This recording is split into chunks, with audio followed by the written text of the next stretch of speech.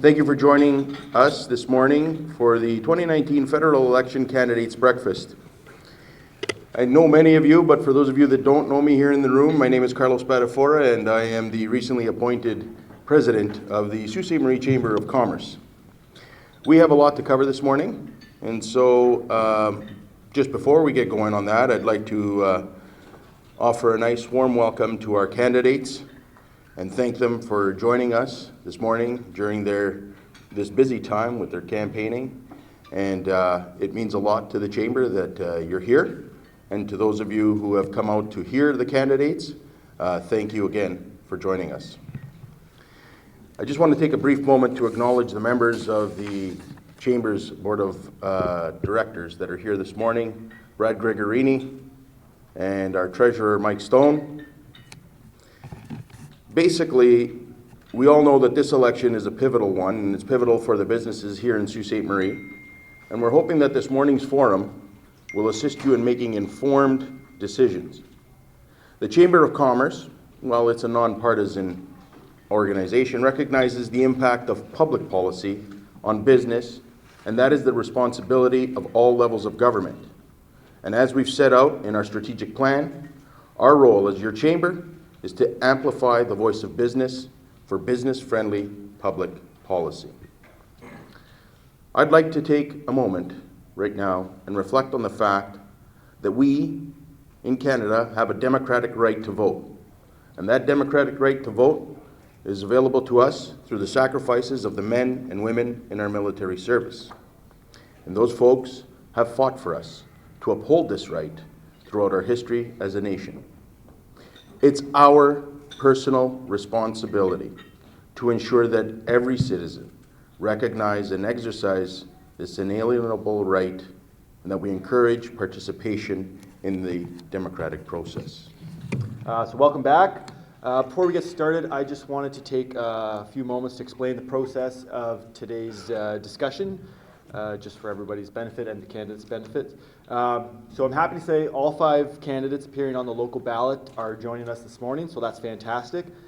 Seating order of the candidates was randomly drawn earlier today, as was the response orders.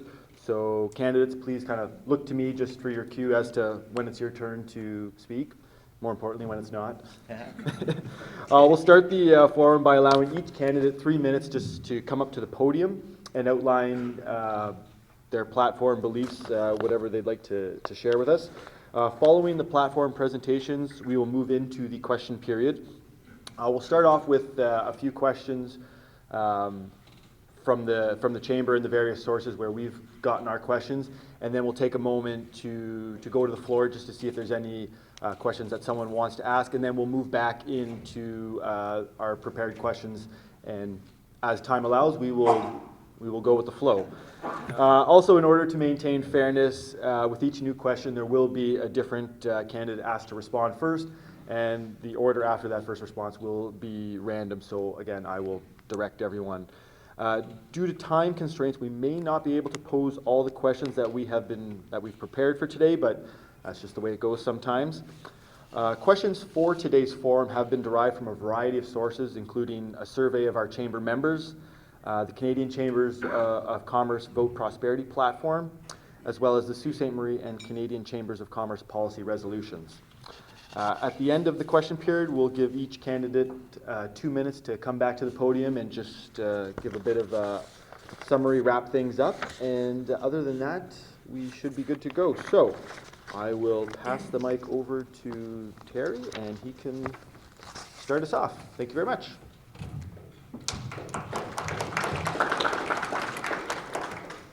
Well, good morning, everyone. Great to see so many people here at this great place, and I want to thank the Chamber of Commerce for hosting this discussion. It's very important, and I've always enjoyed our fireside chats as your MP, nice early in the morning as well.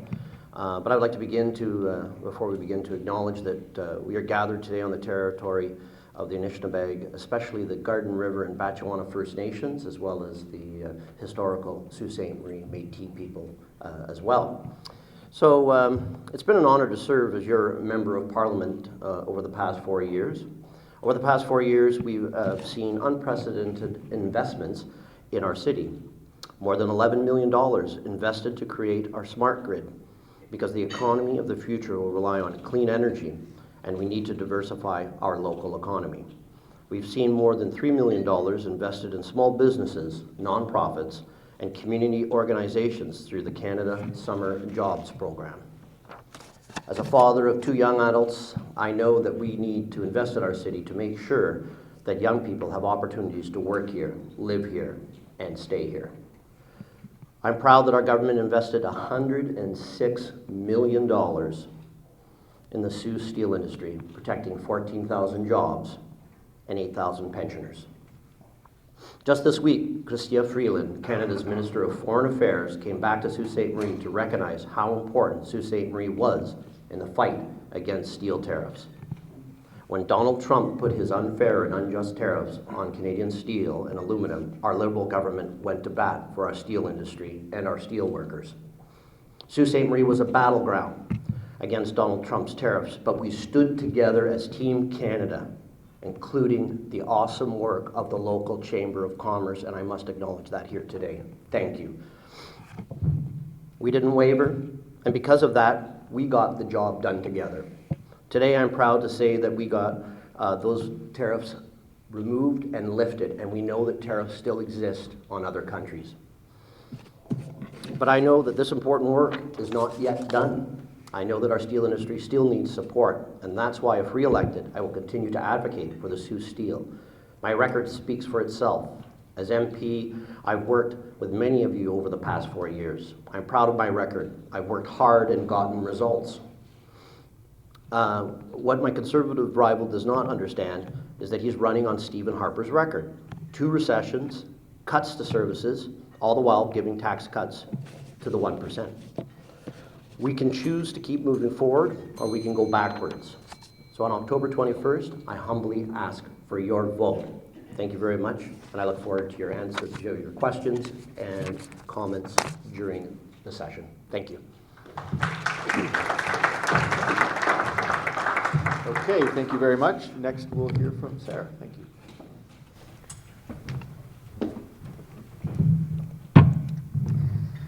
Thank you all for being here, and thank you to the Chamber for hosting this event. I came to the provincial one last year, and there were some really great questions and really great kind of back and forth and participation, talking with the audience and everything, so I'm really looking forward to answering the questions here today. I almost said tonight, but it's not today.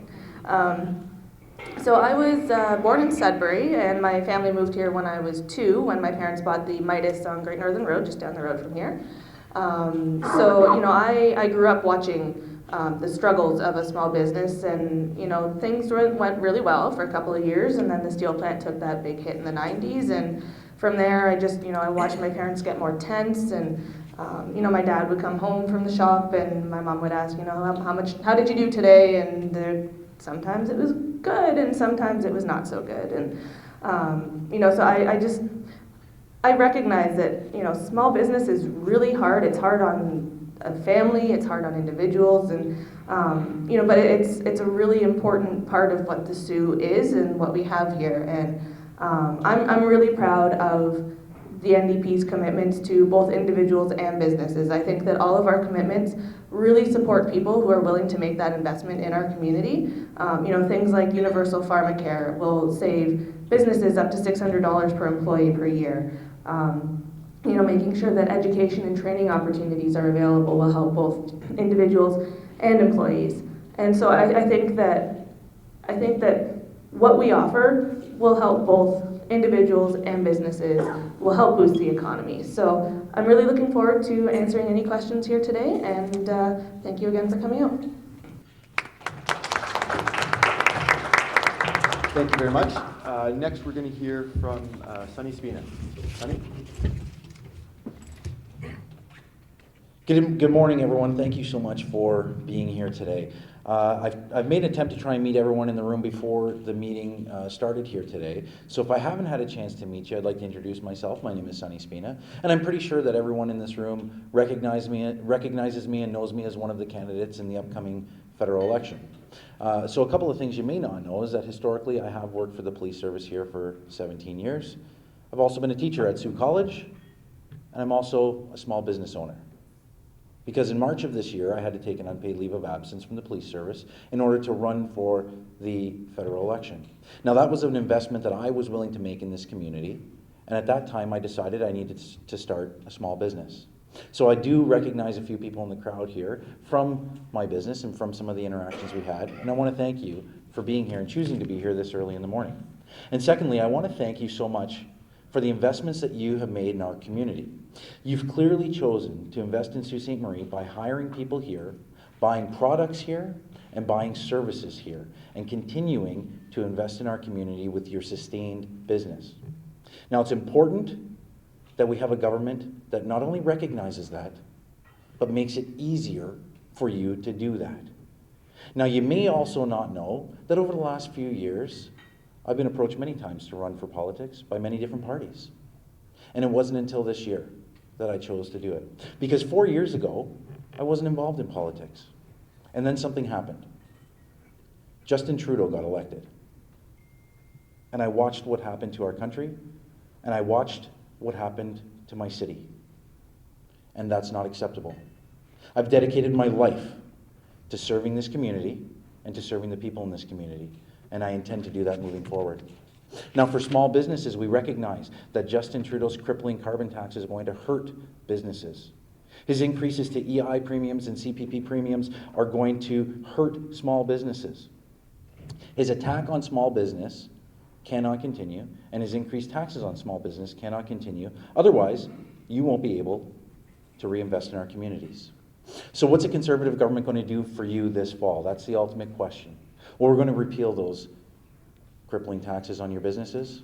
We're going to make it easier for you to do business. We recognize that the current government has added 4,300 new regulations to small business over the last 4 years. We want to reduce that immediately by 25% and introduce a new 2-for-1 rule. If we ever propose a new regulation on small business, we're going to take away 2 for every one that we propose. Because it's time for you to get ahead. It's time for you to be able to reap the rewards of your investment in this community, and it's time for us to grow the Sioux together. With your support on October 21st, we will do that. Thank you.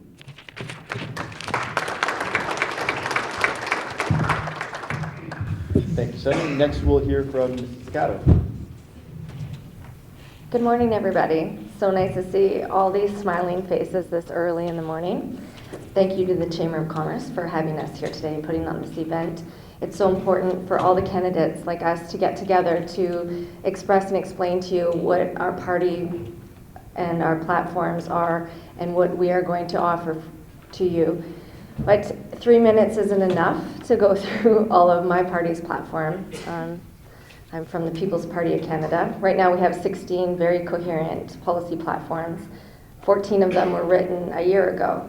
So they're very concrete. We actually have a very nice veterans policy that was written by 3 veterans. What the federal government has been doing over the last decade has been dwindling down the veterans' policies and their pension plans. So we believe in bringing that back up. These are the people frontline that are fighting for our country to keep it strong and free. In general, what I can tell you is our party believes in a smaller government.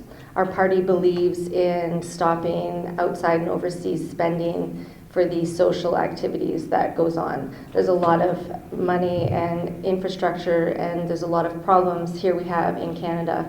And until those problems are solved a little bit better, like everybody has clean drinking water, it's a pretty basic necessity.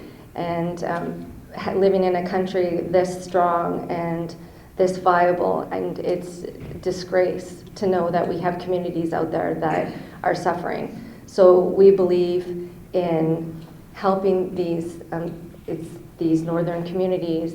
We believe in connecting these communities and uniting the country as a whole. We believe in building the pipeline. We believe in dropping the carbon tax. So I hope that everybody out there can get a chance, or if not already, has gotten a chance to see some of our platform policies. And I'm pretty excited to answer any of your questions you have here today. Thank you.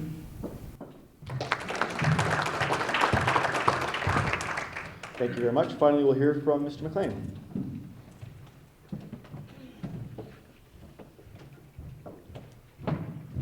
Hi, my name is Gio McLean. Thank you, Terry, for the land acknowledgement. I'd also like to add to what the President said and mention that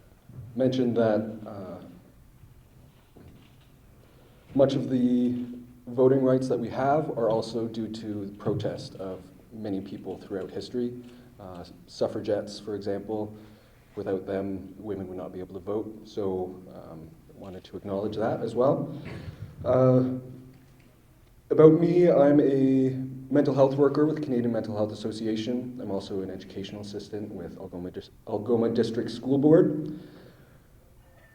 So I know the value of services, I work in them, and I've benefited from them. And that's a large part of the Green Party ideals and platforms is support from the ground up. The people and the economy will follow. And part of that too is making sure that industries and businesses are accountable to the effects that they have on people, the environment, and the future. Any business, any country, any industry that is built on non-renewable energy or non-renewable resources is inherently unsustainable. And for us to progress as a sustainable society, we need to find ways of ensuring that's key to our progress. So there'll be a lot more, there's a lot underlying all of that in the Green Party platform, and hopefully the questions will address that. Thank you.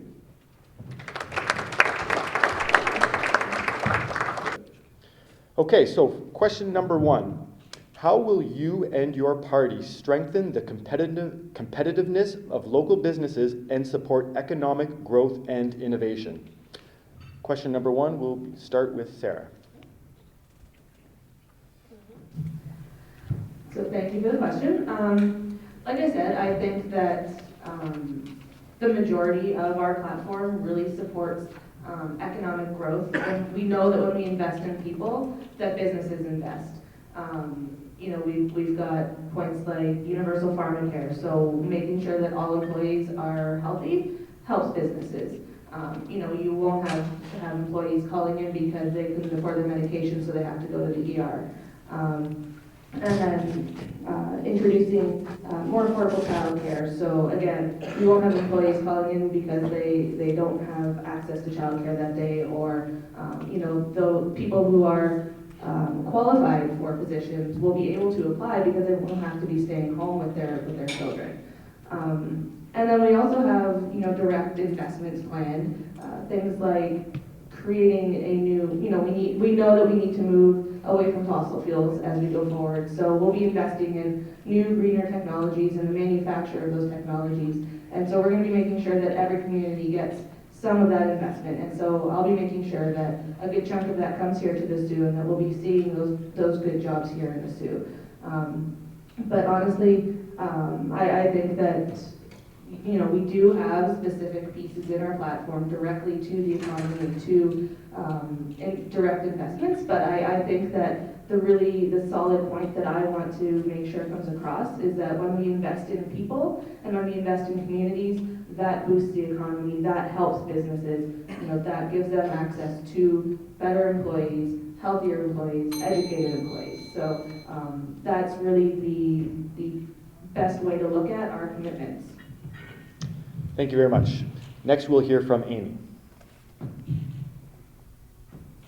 Thank you. So we have what we're going to do for Sault Ste. Marie. We're going to open up and streamline the project for the pipelines, and we're going to use the Constitution to do this. So there's a section in the Constitution that states if it's better for the advantage of all Canada and all Canadians. So the pipeline, we believe, is an advantage. What will this do? This will get the steel plant up and running in full force, and the tube mill up and running in full force. We're also going to scrap the carbon tax immediately. We are the only party that states we are. The carbon tax is not an environmental strategy or a plan. It's just a tax on top of a tax. and it's hurting our economy, it's hurting every individual, and it's hurting businesses. I'm a small business owner. I run a restaurant in Sandwich Deli, and the price of food has gone up significantly. I started 2 years ago approximately, and over the course you can see just my costs in what I'm buying at the grocery store skyrocket. So I know everybody feels that in their pocket. So we are here to lessen the government's hold on your money and to lessen the red tape that small business owners and medium-sized business owners feel. We're also going to lower the corporate tax. Right now the federal corporate tax is 15%, and we're going to put it at 10%. This will enable corporations and businesses alike abroad Canada to have more money either to spend on the economy or to invest in Canada. So this will help. It'll also make it more attractive for other companies to come to Canada. As right now on the OECD list, we're 12. And if we lower that by 5%, that'll be good for everybody. Thank you so much. That is an incredibly important question. What are we going to do for small businesses here in Sault Ste. Marie? Well, first, I'm going to tell you what I'm not going to do. I'm not going to allow funds that are meant for Sault Ste. Marie in Northern Ontario to be sent to companies that are not in Sault Ste. Marie in Northern Ontario, like we've seen recently here in Sault Ste. Marie. We've seen nearly $1 million of FITNOR funding that goes to a company that does not have employees here and does not have a business here. So I'm going to fight to keep funds that are meant for Northern Ontario in Northern Ontario. That's the most important thing. The next thing we're not going to do is we're not going to undermine our own trade remedy system by allowing Chinese steel to come into Canada tariff-free and build the largest and most expensive project in Canadian history on the West Coast. $42 billion of steel and manufacturing. That steel should be built here in Sault Ste. Marie. Now, when we look at government regulations on small businesses, I've touched on a few of them. 4,300 new regulations in the last 4 years. We're going to reduce that by 25%. The next thing we're going to do is assign a minister that reports directly to the Prime Minister, who's in charge of reducing red tape and making it easier for small businesses. We're going to repeal Justin Trudeau's attacks on small businesses through his tax system. We're certainly not going to slander small businesses and make comments about them being tax cheats. We're going to do everything we can to cultivate that relationship and grow it. Ministers and regulators will be directed to ensure that anything that we propose with small business does three things: supports innovation, economic growth, and global competitiveness. We want to make sure that everything in Canada is built here, is affordable here, and that we're able to export that to the rest of the world. Thank you. Thank you very much. Terry, you have the floor next. Well, thank you very much. And how we're going to encourage innovation, growth, creativity, and competitiveness is to continue to do what we've done over the last 4 years. We've lowered the small business tax rate from 11 to 9%, saving up to $7,500 for small businesses. We've also done is we've introduced the Canada Child Benefit and middle class tax cuts. We're putting more money in people's pockets here locally, and we know the middle class spend here locally, and that's benefiting many, many Chamber of Commerce businesses. My opening remarks, we've invested in youth jobs, and many of Chamber members have taken advantage of that. We've also introduced in our platform a new tax rate to encourage clean tech businesses, and we know that we are the alternative energy capital in North America. Up to 50% on top of that tax cut. We are in a perfect position to capitalize on our small business commitments. And we're going to encourage entrepreneurship. Yes, we've invested $250 million, and unlike my opponents, we will encourage innovation and creation from our young people and not try and quash it, because that is critical. 80% of all small businesses go out of business in the first 3 years.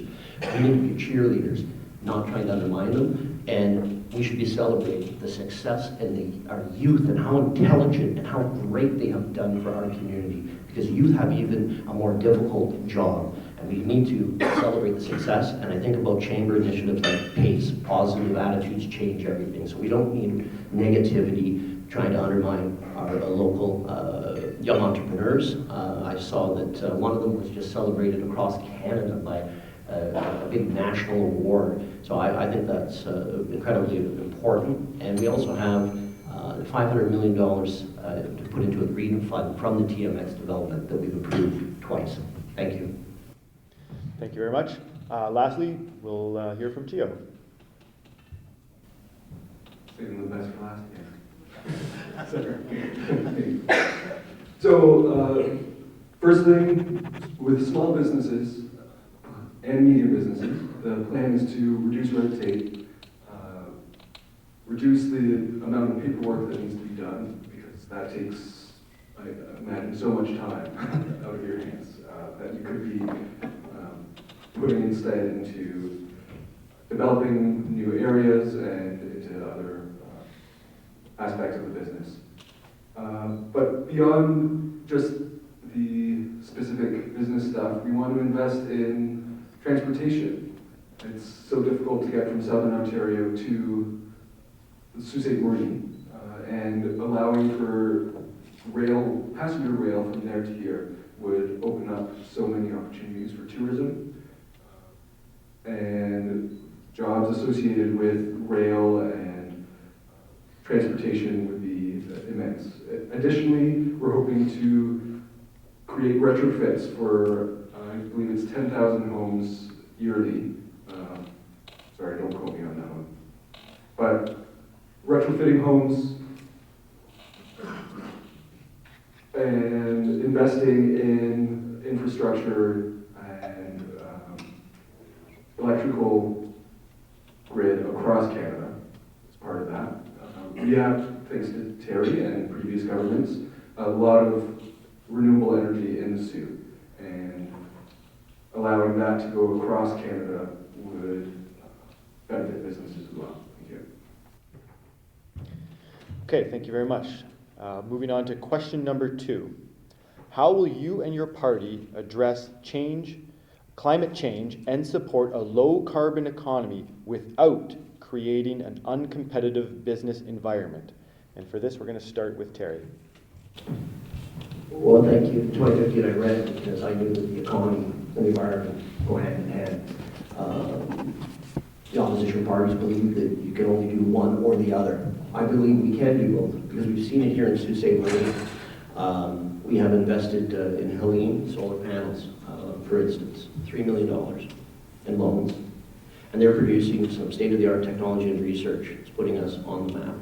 We've also invested in our platform, as I mentioned, 50% further tax cut. So I think with the Economic Development Corporation, Chamber of Commerce, City of Sault Ste. Marina area, we have that. We have a number of competitive advantages here. I'd like to see more of those businesses grow, and we know that they create jobs and they reduce our carbon footprint. We have seen again and again and again many creative opportunities to grow, and we've led the way, and we know that we can do that. I mentioned the TMX project, environmental consultation, First Nation consultation, and we've got it approved again. And we've said that $500 million in revenue will be put specifically into a green fund. We are in such a perfect opportunity to have a renaissance again in alternative energy, green energy, for zero net emissions, and it creates jobs. It's a proven fact. And I don't believe pollution should be free. I don't think anyone I've ever spoke to thinks that pollution should be free. So we have put a price on pollution, and we're returning it to the people. And the Auditor General has verified that we have done this. So we are doing significant things that are protecting our Great Lakes. The St. Mary's River, we've invested lots of money in that because tourism is also very important in this area too. So thank you very much. Thank you. Next, we'll hear from Gio.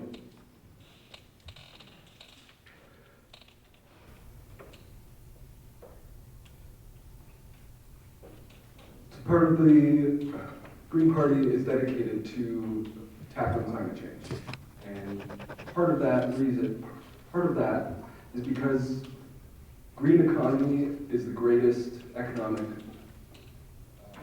opportunity in the 21st century. By that I mean by transitioning off of non-renewable energies and into a renewable, sustainable society. There's so many opportunities for new investment, new growth, and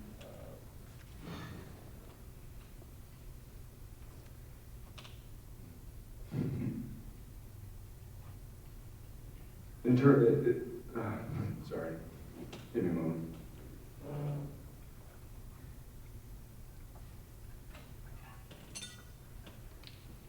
By investing in people, by, yes, taxing corporations, the hope is to support people who are in poverty, who without any support don't bring money into communities. If you can't afford basic needs, you can't afford to participate in the economy. And by supporting people on the lowest spectrum of the economic scale, will support support businesses and the economy. Thank you. Thank you very much. And next, we'll hear from Amy. So we don't believe all these layers of government we have. So when a company starts, they have to abide by the municipality laws for environment and the climate. Then they have to abide by the provincial laws. Then they have to abide by the federal laws, or vice versa order. We don't believe this is so regulated in Canada already. We have come a long way with industry. If you think 200 years ago, all the pollution we had, we believed in every waterway should be clean and pollution-free. So as a federal government, we are going to clean the waters, make sure everybody has clean drinking water and safe places to swim. We also believe in clean air. So there's programs, and there's innovation, and there's technology out there for the stacks, for example, in steel plants to place so we have cleaner air to breathe. We believe in those things. We don't believe in implementing more legislation to tighten the hold on small and medium-sized businesses or other corporations welcome in here. When it comes to climate, the climate crisis, we don't believe in the climate crisis. We believe in that the environment changes naturally, but to hurt our economy by throwing all this regulations and legislations out there to tighten the hold onto business owners that are trying to do good. And as an individual, we can do good and we can make those conscious decisions and have the freedom and the responsibility and the self-righteousness to do that. So adding more laws and legislation isn't the answer. We have come a long way and we've improved, and Canada is in a really good place right now. And as long as the provincial government and the municipalities have these environmental places in hold, we will make sure that those laws are enforced. But to add more red tape, we are not for that. Okay, thank you very much. Next up, we will hear from Sunny. Thank you so much. This is an incredibly important question. When we talk about the environment and business and communities, we know that it all goes hand in hand. And that's why the Conservative Party of Canada has the most robust environmental plan that has ever been put forward by an opposition party. There's never been a plan this robust put forward in the history of our country by an opposition party. So what do we know right now? We know that the current plan isn't working. We know it's been proven that it will not come close to meeting our Paris targets. We know that. And Justin Trudeau's own environment minister refused to rule out further increases to the carbon tax, meaning that if they increase it to where they would like to, we would see an increase of $469 on our home heating and 31 cents at the pumps. That's money out of everyone's pocket that they will not be spending in small businesses. On the flip side, our plan, the Conservative plan, focuses on three things. Investing in technologies, not taxes. We know that the current environmental plan exempts the largest emitters, putting the fees onto the backs of everyday Canadians. Our plan will require the largest emitters to invest their own dollars and create technologies that can help them be greener. Next, we want a cleaner, greener environment. We're going to do that by ending the practice of dumping raw sewage into lakes and streams and rivers. We're going to restore funding to conservation areas for wetlands, for clean air, for clean water, and for wildlife. And the next thing we're going to do is take the environmental climate change fight global. Because we recognize that if we don't have partnership with our global partners, we cannot have an impact on gases and emissions around the world. What does that mean for Canadian businesses? We want to invest in those technologies and export them around the world because we know that Canadian technology is trusted around the world and that we can sell it around the world and develop our economy here, and that's what we want to support for small businesses. Okay, thank you very much. And lastly, for our question on the environment, we will hear from Sarah. Thank you.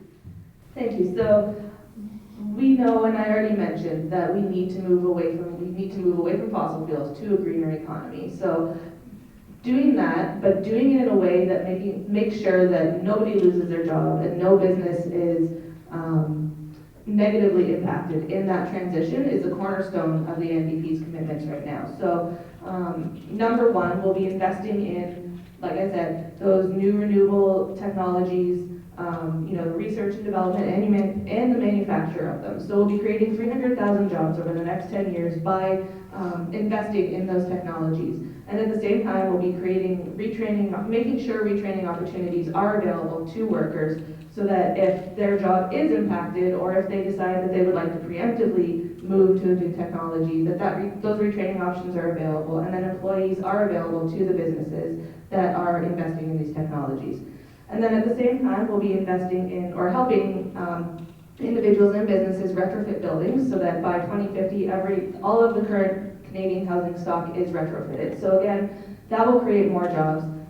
Seeing the construction sector, the retrofitting all of these homes, making sure that future builds are meeting these green guidelines, that will create further jobs. And then we'll also be investing in zero-emission vehicles or making sure that it's easier for individuals to purchase the zero-emission vehicles and making sure that they're being manufactured here in Canada. For example, right now, if somebody in the Sault wants to purchase one, we've got to go to Sudbury to get it, and we have to take it to Sudbury to get it serviced. So we want to make sure that every community has access to that, and again, that will bring more jobs to those communities. And there is a lot more to it, and I am out of time, so I can't get into it, but we have a very solid climate change plan that will help the economy. Okay, thank you very much. Moving on. Question number 3, and fairly pertinent in the last few days' local news. How will your party support short line rail and the Huron Central Railway? And we are going to start with Amy.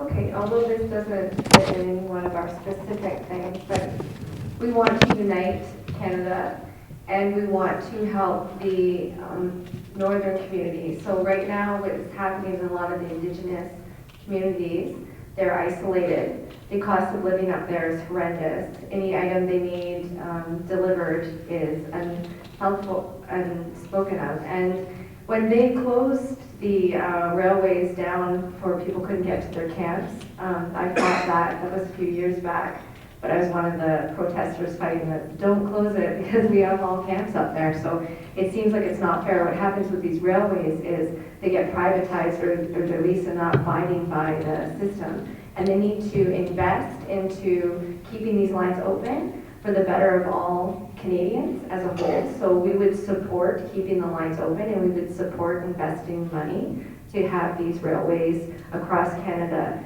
kept for the future of Canada to keep the lines open. Thank you very much. Next we will hear from Sarah. So yesterday, Carol Hughes, the MP for Algoma Manitoulin, and I sent out a joint press release about the current announcement from Hennessy, Wyoming, confirming that our party is 100% committed to supporting the rail system in Northern Ontario. We know that it's very important for Algoma, Domtar, Ahom to get their product to market. And not only that, it's also important to keep those trucks off the road, because if that rail system stops, we'll have 20 to 30,000 more trucks on our roads in this area. And we know the toll that will take on our roads and the cost that will then mean in terms of maintenance on those roads. So we are committed to making those investments. And I was actually with Mike Mantha last night as well, the MPP from Algoma Manitoulin, and for his part, he is 100% committed to doing the same thing and working hard with all levels of government to make sure that we're getting those investments here and supporting that railroad to support the businesses that rely on it. Thank you very much. Next we're going to hear from Gio. The Green Party has a complete strategy for investing in rail, both heavy rail and light rail uses. And it's 600 million over every year for 4 years minimum. So that's costed by the Parliamentary Budget Office, and we have the full budget costed in that. So the amount of money for the Huron Central Railway, I can't imagine that not being part of it. And because it connects the Sault, connects Sudbury to greater rail opportunities, which opens us up to the rest of the country in those ways. I know. Hello? There we go. Algoma Steel depends on it. Other industries depend on it, and tourism could depend on it. Even just, I met with Central Coalition for Algoma Passenger Trains, and the opportunities that they brought up were amazing. It's possible to get to Toronto in less time than driving on rail. If we have to upgrade and maintain it, but with existing rail, we could, the opportunities are way bigger than have been implemented thus far. So, in short, we are already planning to invest in rail, and this section, if I have anything to do about it, will be part of that. Thank you. Thank you very much. Next up on the issue of the short line rail will be Sunny. Thank you so much. This is a very important question. This is a question that has been looming over Sault Ste. Marie for far too long. This is an issue that continues to come up and that does not get resolved. So prior to today, actually as recently as today, I've had discussions about this issue, and they've been ongoing discussions. Now I recognize two things. One, there are wild opportunities for Sault Ste. Marie in order to jump onto this project and move forward. There are incredible opportunities for us there. And two, there is a vast majority, or sorry, there's a very large number of partners that need to be consulted in this. There are a large number of private stakeholders, a large number of public stakeholders that all need to be consulted on this. With your support on October 21st as your MP, I will continue those consultations and find a lasting resolution to this project. That's my commitment, is to find something that is a lasting resolution to this. It's been going on far too long, and I think we need to gather all of this information and find a way forward once and for all of the partners and for the benefit of our community, and that's something I've committed to. Okay, thank you very much. And finally, we will hear from Terry. Well, thank you very much. And over the last little while, I've been working with the local stakeholder group that's been working with Huron Central executives. I've been working with Huron Central executives and government officials. As you recall, Algoma Steel went into CCAA right after the election, and we worked very, very hard on that. And we worked very hard with Tenaris. In January, we had the announcement for $90 million for Algoma Steel for the SIF funding, and you saw the announcement recently for Tenaris. And we know how critical that rail is as well. And in tandem, I have been working with that group, and we're calling both the province and Huron and all the partners to the table, and we've had great amount of headway made. We just ran out of runway because the election was called. So I'm committed to continue to work on this important piece of infrastructure with that group. We've had very good momentum. We just need to finalize the plan to continue to make sure the rail is there for those companies, but for other companies in Northern Ontario too that rely on them. And so in my letter, you'll note that I've been passing out of the doors since the beginning of the election, that I have commented on infrastructure, and in particular, rail and the Port of Algoma. That's a commitment for me, a personal commitment, to continue to work to find resources and funding and ways forward, as I have over the last 4 years. As I mentioned, $250 million in investments in our community is historic and record-breaking. And there are a number of projects that I still want to work on and continue that track record of success moving forward. So again, I want to thank the whole community for working with me on that project, and we will find a resolution. Thank you. Okay, thank you very much. So next, we're just going to take a quick break from the script, and I'm going to put it out to the floor in case there's any burning questions that someone might have. And I'll ask, again, if you do have a question, if you could please be precise and succinct with that so we can get moving. Yes?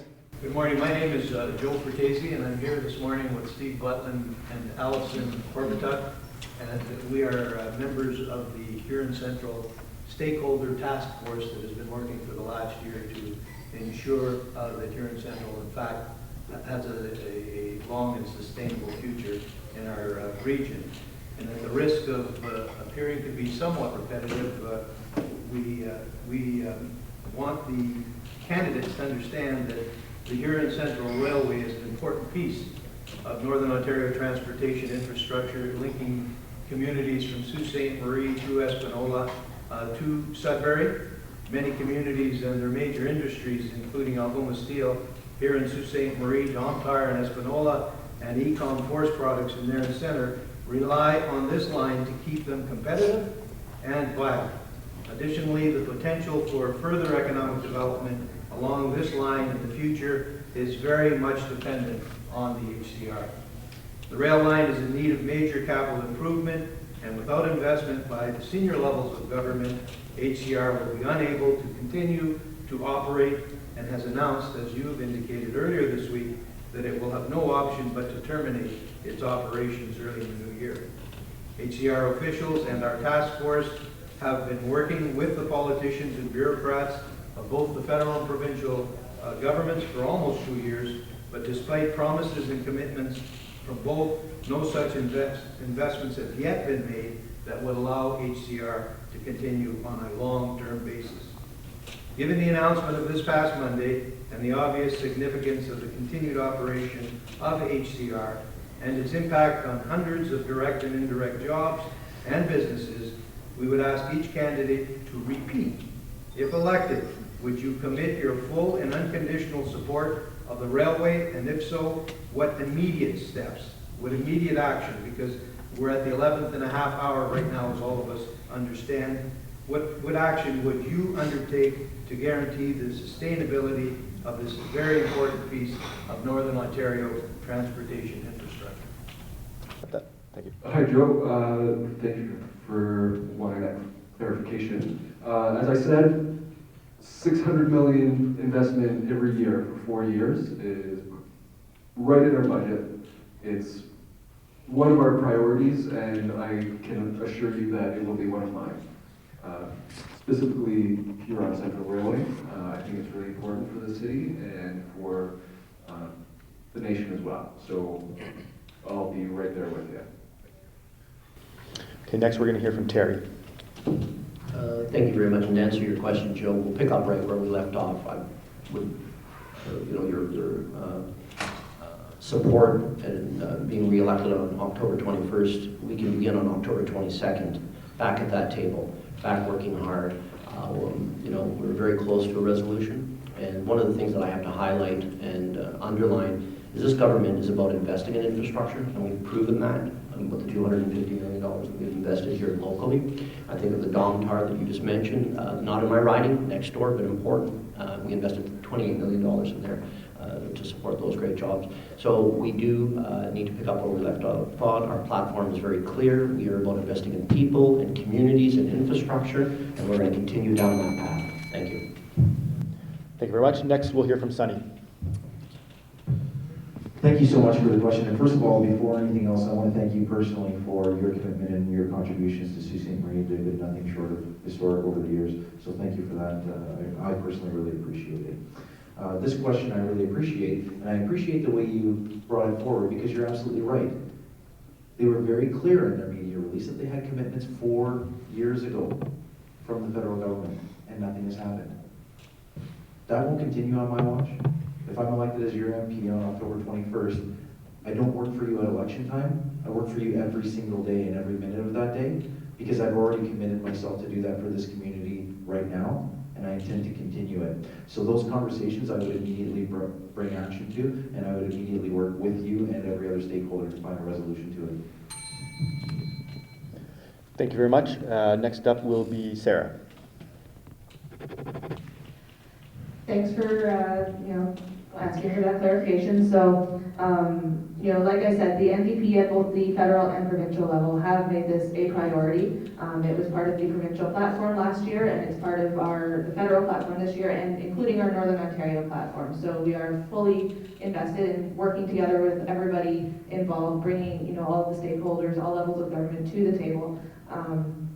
I actually, when the news broke last year about their issues and needing the funding, I wrote an article in the paper about it, and so I spoke with each of all of the individual stakeholders at Domtar, AECOM, and Algoma Steel, and I recognize how important it is to their industry, and I've spoken with a couple of them in this current role. So I'm fully committed to working to get that funding at the table and making sure that nobody is negatively impacted. Thank you very much. Lastly, we will hear from Amy.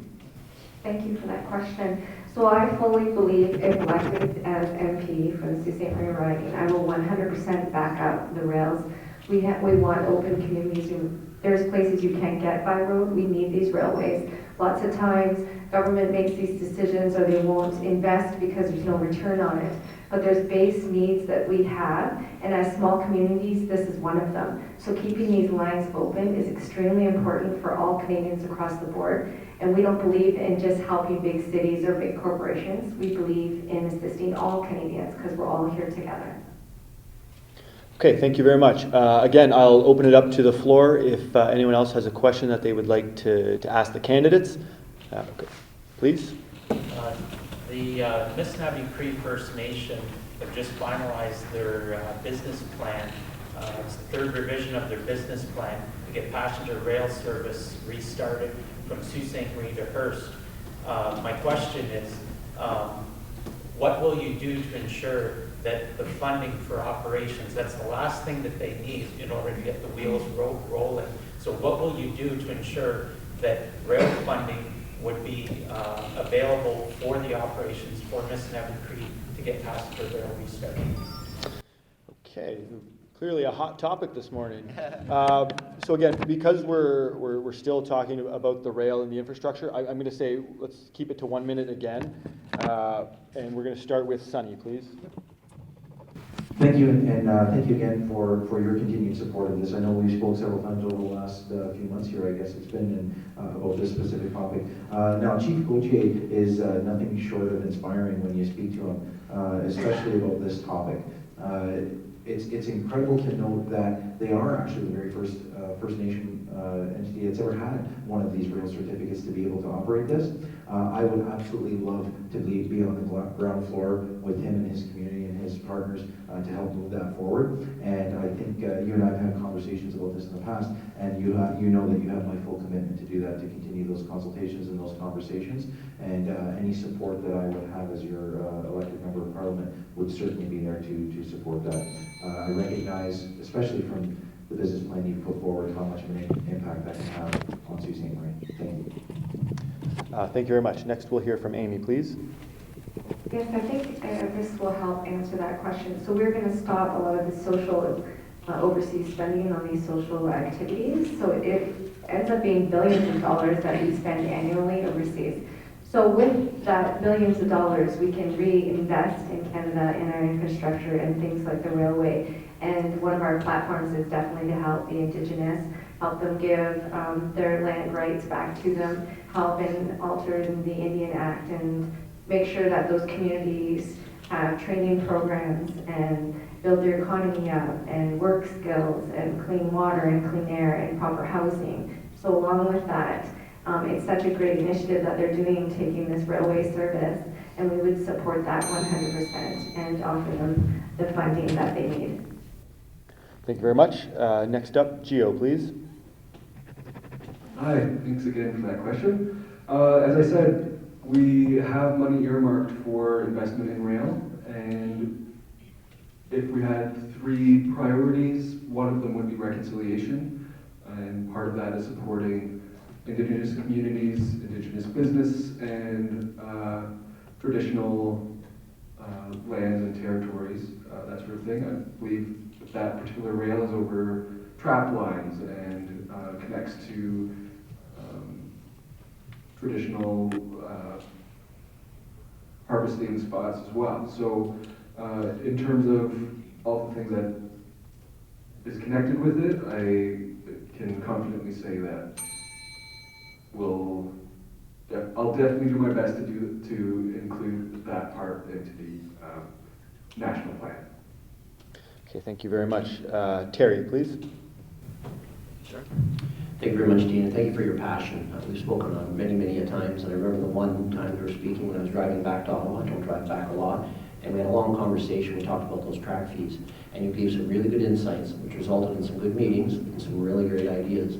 As per the business plan, I was proud to support with a fund of almost $199,000 to create a business plan, because we know that Missinaibi Cree stepped up to the plate when everyone thought it was dead. And they've been there, and we've got the business plan in place, which has helped them prepare and get ready to create passenger rail service, including the ROC certificate. And there are many pieces in there that we can do to work together, including getting those track fees down, because the track fee is what you're talking about, is the expectation from CN on the subsidy for their track fees, and we've had some ideas about the infrastructure. Thank you. Okay, and Sarah, wrap it up, please.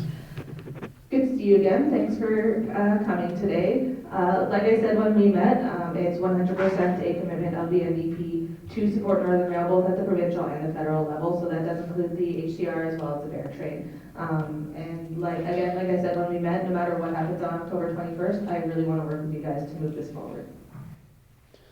Okay, thank you very much. One last opportunity if there's anyone from the audience. Nope. Okay, we are moving on. Okay, question. Next question. What trade-enabling infrastructure would you invest in to put Sault Ste. Marie on the map in terms of international trade? Think U.S. and global. And how will you handle these trade challenges? And we are going to start with Amy, please.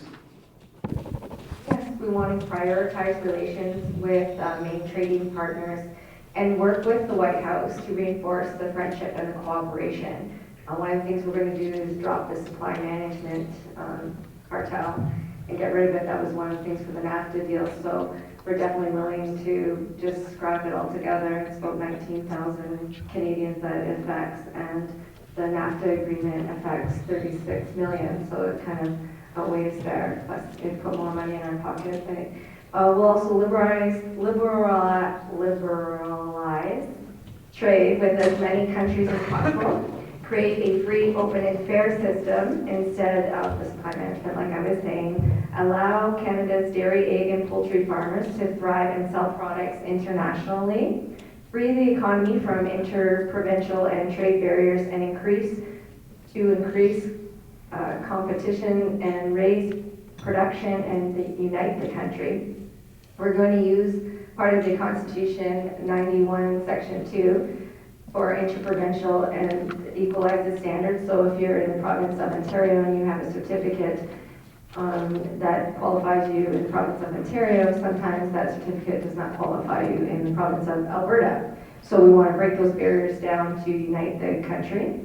When the country was developed 152 years ago, it wasn't the idea of our founding fathers to have all of these borders and tax blocks, and so open borders is what we believe in inside Canada. We were going to appoint a Minister of Internal Trade to conduct studies, raise public awareness, contract influence of special interests, and put pressure on provincial government to get rid of them. We're going to repeal Bill C-48 and C-69, and there's more, but I'm in. All right, thank you very much. Next up, we're going to hear from Gio. So first off, we want to at least amend the provisions in the investor-state dispute settlement. That gives foreign corporations extraordinary power in terms of what lawsuits they can bring to the country over health standards, safety, labor, health, that sort of thing. And that holds us back from taking care of local businesses as well as our people and people abroad as well. Additionally, obviously we want to make trade policy align with climate change ideals. And there's another point. We also want to renegotiate portions of the World Trade Organization and make it include climate aspects as well.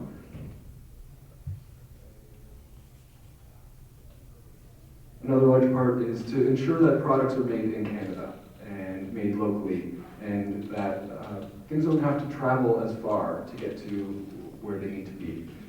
That includes investing in manufacturing sites locally and agriculture. So by starting from the ground up, as I may see a theme here, we'll be able to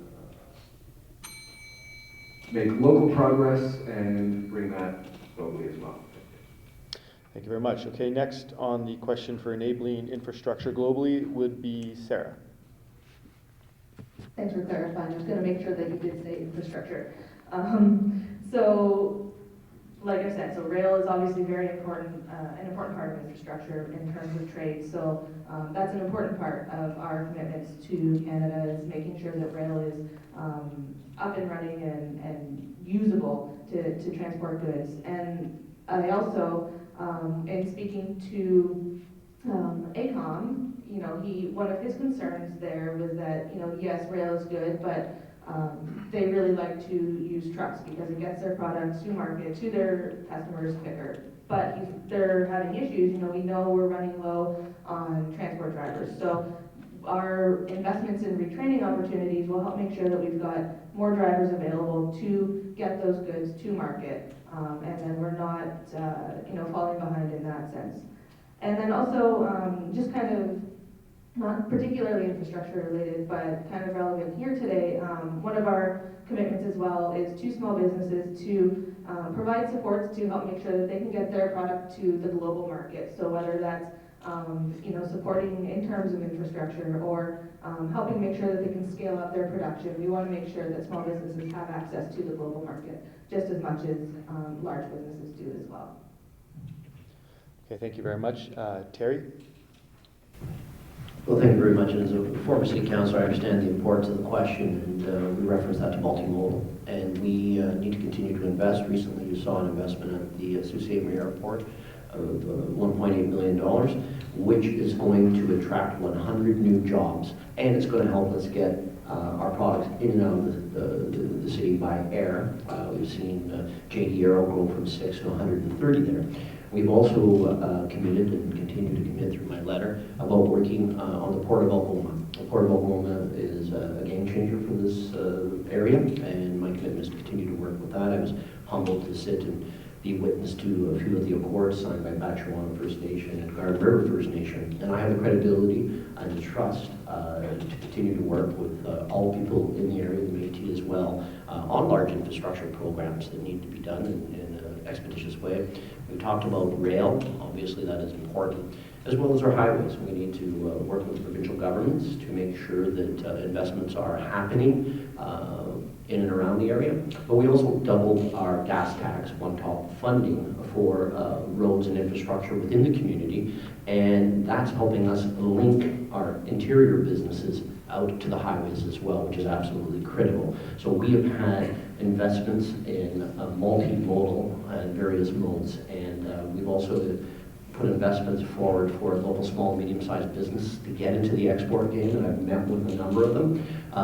We see a whole bunch of great people like Jerry Fowler, who just won a huge award here in Sault Ste. Marie, the Northern Ontario Business. He provided testimony at my trade committee to talk about how he is doing it and gave us some great ideas. We put money on the table for small and medium-sized businesses to get into the game, including the PDAC that we invested in. Thank you. Thank you. And finally, Sunny. Thank you. I'm sorry, it's been a minute. Can you repeat the question for me? Yeah. What trade-enabling infrastructure would you invest in to put Sault Ste. Marie on the map in terms of international trade? Think the U.S. and globally. And how will you handle trade challenges? Wonderful. Thank you so much. I really sincerely appreciate that question. We recognize right now that Canada is not firing on all cylinders. And there's a big reason for that. And it's because there's current policies that restrict Canadians from getting Canadian energy to market. And why do we want to get Canadian energy to market? Well, for a couple of reasons. One, we know that we produce energy cleaner here than anywhere else on the planet. And two, we know that it's more ethically produced than anywhere else on the planet. So right now we sell our energy to the US at a deep discount, and then we buy at inflated prices from places like Saudi Arabia that do not have the environmental record or the human rights record that we have. So what are we proposing? We're proposing, one, an energy corridor. An energy corridor that will go coast to coast and allow us to get Canadian energy to markets around the world. Why is this important? Why is this corridor important? Well, one, it allows us to do a single environmental assessment on a single area and minimize the impact on the environment and minimize the cost to Canadians and get consent from all of the involved parties once for this corridor. And no one has to then ask for complex approvals on different projects at different areas of the country. We have an approval for one corridor. That's instrumental for us here in Canada, getting our energy to market. I mean, we can't pretend for a minute that the new NAFTA deal was a good deal for Canadians. Conservatives have a long history and a celebrated history of having trade deals with nations around the world, and we want to continue that. We also can't pretend for a minute that Justin Trudeau can have any serious trade negotiations with any serious countries anywhere around the world when he can no longer be taken seriously here at home. We have to have leadership that can have those consultations around the world, and we want to continue that. Okay, thank you very much. I think we have time for one last question. Okay, all right. How will your party develop strategies to ensure the government meets the demand for skills required for an evolving economy? And we are going to start with Terry this time. Thank you very much. This is something that's absolutely critically important. We've talked about the investments that we've made in our community. In talking with our community, what we need to do is find the skilled labor to fill the jobs that are necessary to keep the growth going. That's why we introduced a few things during my 4 years, including the immigration pilot, the Northern Rural Immigration Pilot, which City Council and the Mayor called for. We have done that. Another thing that we have done is we have made investments in apprenticeship, and we have a commitment to create a Canadian apprenticeship service to make sure that apprentices get the work that they need to complete their apprenticeship. It's absolutely critical, and that is in the Red Seal fields. That is an absolutely important thing. Locally, we've invested in Sault College, $5 million in the IE3 building, $1 million in equipment to train our youth and youth from across Canada and the world in the new economy. We've invested in Alberta University and in the Aboriginal Discovery Centre. And those investments are game changers. You can see their enrollment up 30–40%. We know that when young people leave, it's hard to get them back. So what we need to do is keep them here and train them, and as well have opportunities for our young people when they come back. We are doing a number of things as well with women in entrepreneurship, Indigenous in entrepreneurship, in apprenticeship, and Jamie McMillan was just appointed from Northern Ontario. Many of you met her when she was here as an advisor to us about elevating the culture and celebrating apprenticeship as it relates to a career choice. So we've done many things, and I look forward to partnering with the Chamber and industry as we move forward. Thank you very much. Next up, we're going to hear from Sunny, please. Thank you. You know, we know Sault Ste. Marie, and I mean, I think most of the people in the room here are from Sault Ste. Marie. My family are immigrants. My family came in 1967 from Italy. And we know that we have to continue to have immigrants coming to Canada to help us grow. And we want to attract the world's best and brightest to come to Canada. We want them to come here, and we want to make it easier for them to transfer skills here in Canada. We want to have people who are mechanics around the world be able to transfer that skill here in Canada much easier. Right now it's very difficult, and in fact, it's difficult often to transfer skills between provinces. So we want to remove barriers so that people can transfer skills between provinces and also make it easier for them to transfer skills to Canada. Now, one of the biggest barriers that we know when new Canadians get here is communication. So we want to have investments in communication and helping individuals with English as a second language and French as a second language when they come to Canada, so we can help with that communication effort and we can help them find the jobs they need, bring the world's best and brightest to Canada, and have them flourish and thrive here in Canada. Thank you very much. Next, we're going to hear from Amy, please. Thank you. So we want to break down into provincial barriers through the Constitution to 91 Section 2. Break that down so that the services or the products or your credentials get from one territorial province to the next. We also want to increase the number of economic immigrants to help the holes in our economy and the skilled, trained jobs that we're missing and we're lacking. We don't have those skills here. Globally, that'll help us with our intangible items and our tangible services that we can provide. So keeping us diverse and unifying the country. The other things we want to do for the skilled economy is with the Indigenous people and help them, give them the rights to the services that are provided to them and help them protect and keep those services that they have and educate them and train them in so they can be more independent from the government. Thank you very much. Next up, we are going to hear from Gio. The Green Party hopes to invest in post-secondary education by eliminating tuition and student debt. That's the biggest barrier to developing a well-educated and skillful population. And it's a matter of poverty reduction, it's a matter of even reconciliation, and it's a matter of allowing young people to contribute as soon as they're finished school. I'm 24, I'm still very deep into student debt, and makes things like participating in a candidacy very difficult. So by investing in post-secondary education, eliminating debt, we'd be investing in people here and investing in businesses as well, because that means that they have a larger group of people that they can pick from for employees. Additionally, we're similar to conservatives. We're hoping to allow for better transferring of skills from people outside of Canada. This helps the healthcare system as well as energy, pretty well every sector, by allowing people to come here with the skills they already have and help with that transition. That'll be all part of that plan. Thank you. Okay, and finally, we will hear from Sarah. So I've already mentioned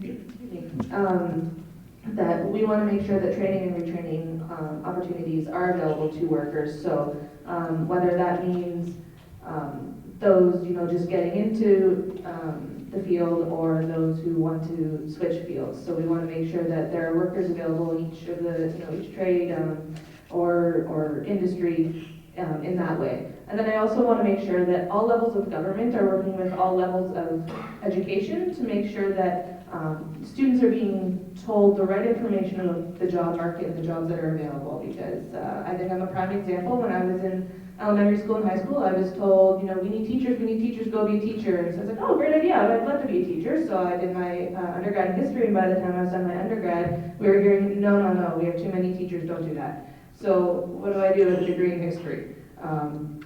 So I want to make sure that that doesn't happen anymore, and I think it's important to work with everybody to make sure that that's the case. And then also, we want to make credential recognition easier as well, make the process a little bit quicker. I was speaking with one of the, he's technically a doctor, but he was at the walk-in clinic in the Station Mall a couple of years ago, and he'd been in Canada for 6 years and was still waiting on his credential recognition, and so he was just doing the, taking vitals and then talking to the doctor on the screen. So, there's somebody who's perfectly willing to work in the SU as a doctor and take on a bunch of patients, but he couldn't because the recognition process was too long. So that's another thing that we want to make sure is happening and happening quickly. Okay, thank you very much. So that concludes the question portion of today's discussion. So next we're just going to move on, give each candidate an opportunity to have 2 minutes just to sum up whatever they want to talk about. And I'm going to ask that each person just speak from their seats just for simplicity. And I think sounds like the mics are better over there. So that's what we're going to do. And we're going to go in reverse order from how we did the opening remarks. So Gio, you have the floor, please. 2 minutes. Thank you. I guess I'd like to address the second question a bit, because I blanked out with that one earlier. We have a choice between letting oil and gas and fossil fuel CO2 emitters off the hook and paying for that later, or by making them do that now. And by doing that now, we prevent so much in terms of infrastructure decline, from flooding, from disasters, from forest fires. So that's what we're averting. We're averting disaster, plain and simple. But the opportunities are that we can instead invest in renewable energies, which not only averts disaster, but opens up so many more opportunities economically, socially, and on a time throughout the generations. So I guess if you have any further questions, I'll be available. Thank you. Thank you very much. Next, Amy, please. So we want to scrap the carbon tax. We want to open up and build pipelines using the Constitution enforcement under 92 Section 10, which states it's better for all of Canada for the general purpose and standards. And we want to lower corporate taxes, and we want to cut overseas spending. What else do we want? Lots. So what this will do is help build the economy up, especially in Sault Ste. Marie. We get the pipeline running. The oil we buy from a different country, and we have it here in our own. So gas isn't going anywhere anytime soon. We all have vehicles, and we all use this gas. And putting people back to work, and putting people in Canada back to work, and putting Sault Ste. Marie and the steel plant and the tube mill back to work is what we all plan to do with our party. And we want to strengthen the economy. We want to increase the economic immigrants that we bring in to help in the holes in the training. We have a lot of retirees. We're losing a lot of skilled trades in this country. We're at a peak where we need to stop spending. We're spending social program money on borrowed money. This is my grandchildren's money. This is why I stepped in to say enough is enough, and we're done playing around. And Canada does not have an endless pocket of money. There is a ceiling. We're going to hit it, and I'm not willing to be here when we hit the recession. So we need to take charge of our finances now, and the best person to do that is Maxime Bernier. He is a finance advisor. He has his law degree. He is the man to get our country back on its feet. Thank you very much. Next for closing remarks, Sunny, please. Thank you. And first of all, I want to thank all of you for being here today. Your investment of time coming here to listen to all of us and listen to our proposals is incredible, and it always inspires me to continue going, despite the fact that I'm sure I'm not alone in the fact that we all get up at about 5 or 4 a.m. and start our days. So thank you so much for doing that. I really appreciate you taking the time to be here. Now let me be clear on a couple of things. You have heard and you will hear a lot of promises from my fellow candidates. What they don't talk about is how much money that's going to cost and when that money is going to come from, not where, because we don't have it today. And it won't be anyone in this room that pays for that debt. It will be your children and grandchildren. We know that by now, the current government said they would balance the books, and in fact the budget would balance itself by today. But they've added over $70 billion to the national debt in 3.5 years. Now they've promised to add an additional nearly $100 billion in the next 4 years if reelected. Now, when they promised zero debt by today and they got 71 billion, what will they get us in 4 years if they promised 100? And again, it won't be us paying for it. And that kind of spending can only come at two results: crippling tax increases for everyone, or drastic cuts to frontline services that we cannot afford to see. Canada's Conservatives have a plan to live within our means and put more money back in your pockets. We're going to reduce your personal income tax rates, saving the average Canadian couple $850 a year. We're going to remove the carbon tax from everything. We're going to go further and remove the GST from your home heating and energy costs. We're going to reintroduce tax credits of $1,000 a child for sports and fitness, and introduce tax credits of $500 a child for arts and education. Our focus will be to put more money back in your pockets, live within our means, and move Canada forward together. With your support on October 21st, I will do that. Thank you. Thank you very much. Next, we will hear from Sarah, please. So I'll start, excuse me. I'll start like Sunny and say thank you everybody for coming out this morning. It was really great to be here to get to answer all your questions, and I'll stick around for a little bit in case anybody has any more for me. But I just want to close by saying, the NDP has, our commitments are 109 pages long, so I'm not going to try to spell it all off to you right now. But suffice it to say that we are committed to every single Canadian, to make every single Canadian's life better. We're not just focused at low income or only the middle class or only the upper class. We want to help everybody. And I know, we'll be accused of having to increase taxes on everybody or cut services, but the fact is, we're going to be asking just the richest among us to pay just a little bit more. So I don't know if anybody in this room has $20 million or more in assets. If you do, can I please be your friend? But those are the people. We're going to be asking them to pay 1% more. And for each individual that we're asking, that's not going to be a whole lot to them. But to Canada at large, that'll bring in $70 billion over 10 years. And so we do have a specific path to making sure that we're able to pay for our commitments, but without increasing taxes or burdening anybody unduly, making sure that we're not hurting the average Canadian, and everybody will benefit from our plans. So I really hope that you have a chance to look through the commitments or give me a call at the office, send me an email, speak to me today, because I really do think that if you take a look at what we would like to do to Canada, you will actually be very pleased, and you will understand that it will, in fact, help every Canadian, it will help every business, and help move our economy forward. Thank you. Thank you very much. And finally, we'll hear from Terry. Well, thank you very much. And in 2015, I ran, and my mantra was to be Sault Ste. Marie's voice in Ottawa, not Ottawa's voice in Sault Ste. Marie. And I'm proud to have accomplished that. And you've seen the investments that went hand in hand with that. And I'm also proud of the fact that I worked at the Chamber of Commerce. And I know you're the voice of business, and I provided you the megaphone to be that voice in business in Ottawa. I appreciate the testimony that has been provided, dealing with trade, on steel, and a variety of numbers, both physically in person there, but also here locally in various meetings and consultations that we have held. So I wanted to start with that. And I do believe that positive attitudes change everything. We are now in an entrepreneurship renaissance. We are back at it again. We are investing, but we're also helping those young and not so young people start businesses.